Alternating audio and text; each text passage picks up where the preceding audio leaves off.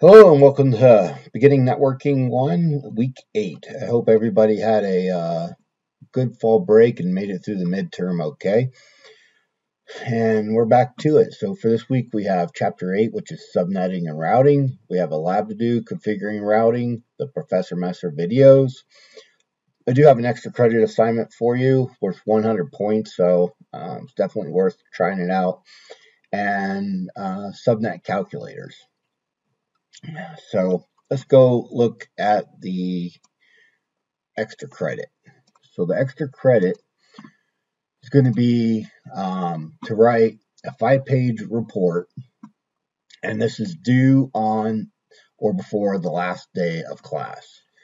And these are the guidelines. So 5 pages, Times New Roman, 12-point font, 1-inch margins, double spaced, and APA documentation, no Wikipedia or about.com.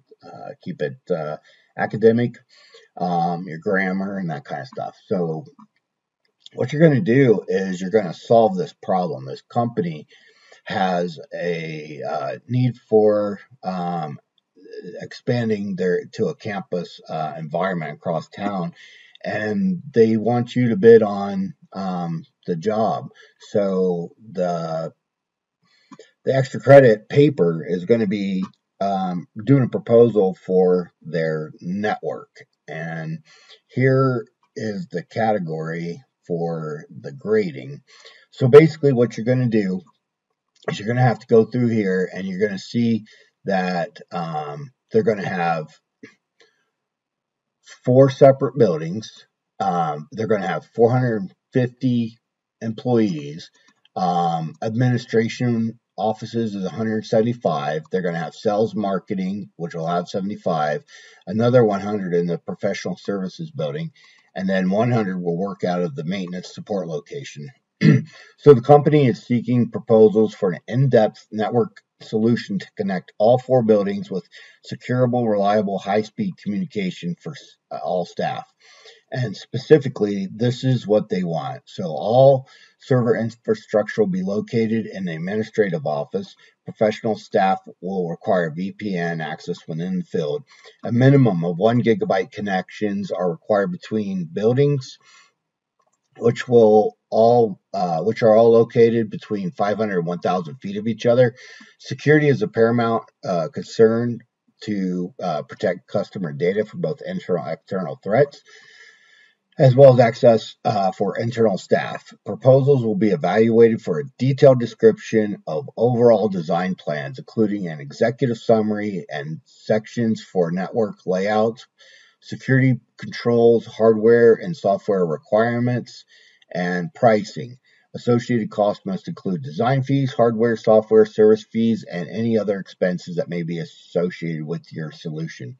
A detailed network diagram displaying equipment, IP addressing, building, connectivity is strongly recommended, and each section is expected to provide thorough detail of the respective area. So this is your extra credit, 100 points. Definitely recommend doing it because it gives you practice about thinking about installing a network from the ground up.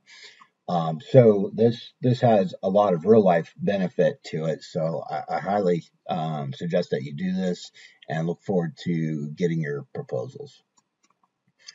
Okay, so and then you have your drop boxes here. So if you do the extra credit and you don't get it done until like week whatever, the Dropbox is still going to be here. You have to put it in week 8. Okay, so for this week, our certification summary, we're going to take a look at this. And let's see here. So the 2-minute drill, the purpose of subnetting basically is to break one network ID into multiple subnets. Subnets works, just called subnets, so you can follow the physical structure of the network. With subnetting, you take the host bits from the subnet mask and turn them into network bits, thus creating more networks, but fewer machines per network. To determine how many bits to take from the host ID of the subnet mask, use formula 2 mask bits equal number of subnets, And remember to calculate the network ID, first valid address, last valid address, broadcast address, and the new subnet mask of each subnet created. Classful versus classless state addressing. So classful addressing is when the network ID falls into one of the default network IDs of a class, A, B, C. Addressing classless addressing is when the network ID is altered from a normal classful address. And then understanding routing and static routes. So the IP protocol is responsible for routing data to its destination. You can view the routing table in your Windows with route print. And let me see, I think I have that ready to go for you. So I already have the command line typed in, and I have the route print in there. And then you do that, and you can see that it pulls up your routing tables for first it shows all your interfaces, and then it shows your routing table for IPv4 and then for IPv6 as well. So pretty easy to do, just route print and hit enter.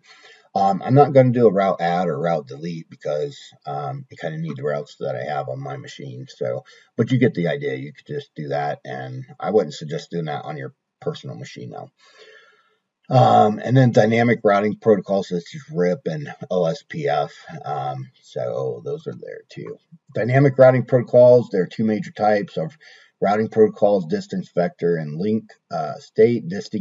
Distance vector routing protocols, they share routing information with neighboring routers, and they measure the best route by how many hops away a destination is. The links state routing protocols share routing information with all routers on the network and include information on the state of the link. RIP and IGRP are examples of distance vector, and OSPF and ISIS are examples of link state routing. So I have a couple other, well, here's our lab for the week. So, but I have a couple other things here for you. So this is subnetting.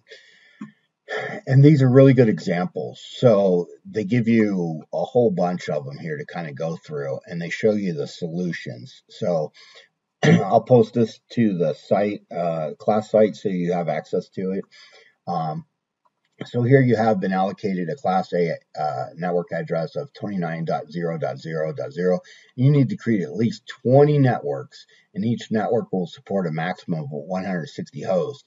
Which of the following two subnet masks work?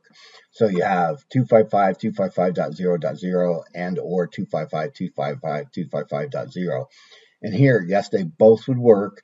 So mask 255.255.0.0 has 8 bits for the subnet and 16 bits for the host. So 8 bits would accommodate 2 to the 8th, which is 256 subnets, and 16 bits would accommodate 2 to the 16th, which is over 64,000 hosts.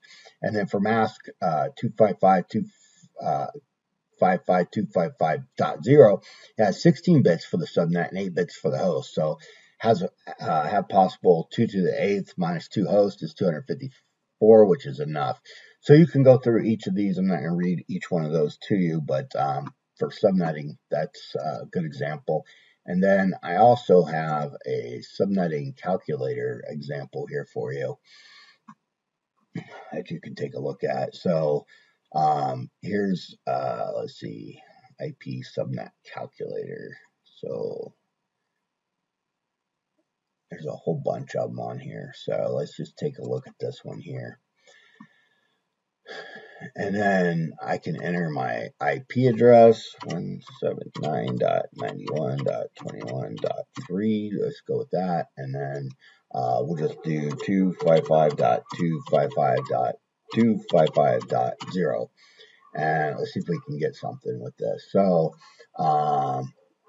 we would start our host address at 179.121. We would end at 179.91.120 or .254. Max number of hosts, 254. Network address, it gives us that. Our broadcast address and our network class, it puts us in a B. Network address size is 24 and host address size is 8 bits. So pretty cool tool. I'll throw that up there so you can access that. Might come in handy someday. And so that's your subnetting. And then classful versus classless, that was kind of a big part of this chapter. So here's some additional information on it. I'll post this to the class site as well. And just go ahead and take a look at that and go through it, just more information for you. And then with the distance vector and the link state routing, here's an article on it that has a good comparison chart that shows the differences in these two types. Okay, so just to recap, we're just getting back in the swing of things after the midterm and fall break. So we have Chapter 8 and one lab. Your extra credit, I would start working on it now if you plan on doing it, because it might be a little harder than what you think. And here's your drop boxes. And then going into week 9, which will be next week, covering configuring network services. So looking forward to continuing on. And if you need anything, feel free to reach out to me. Other than that, have a great week, and I'll be talking at you.